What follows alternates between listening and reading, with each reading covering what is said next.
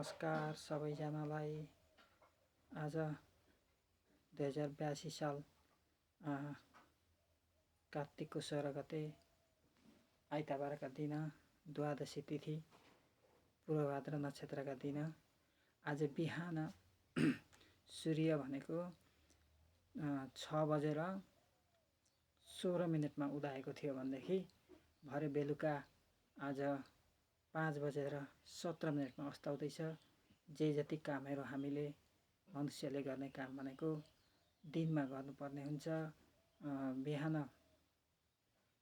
सूर्य झुल्केदेखि बेलुका सूर्य अस्तसम्ममा हामीले कामहरू गर्नुपर्ने हुन्छ, योगाहरू गर्नुपर्ने हुन्छ। त्यसै कामलाई धेरै फलिफाप हुन्छ।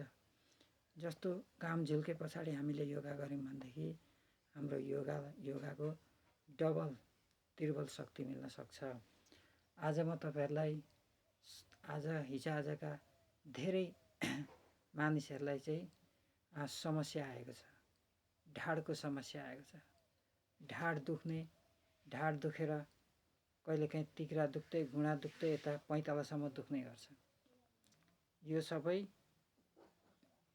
केले गर्दा भयो भन्दाखेरि हाम्रो यो नसा, ढाडमा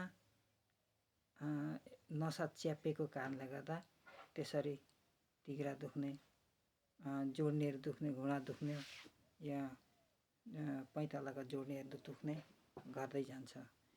त्यसैले डाक्टरले भन्छन्, एमआरआई गरेर डाक्टरले भन्छन् यसलाई त तुरुन्त अपरेसन गर्नुपर्छ, अपरेसन नगरिकन हुँदैन।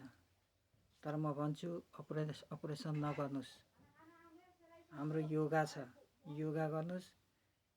कम्तीमा पनि 1 महिना जति तपाईले योगा गर्नुभयो भनेदेखि योगाले तपाईको नसा च्याप्पेको ठिक हुन्छ। योगा चाहिँ गर्नु पर्यो कन्टिन्यू। बिहान खाली पेटमा गरे पनि भयो। योगामा यस्तो शक्ति छ कि योगाले ठिक भएको छ। डाक्टरले गर्न नसकेको रोगहरू योगाबाट भइरहेको छ।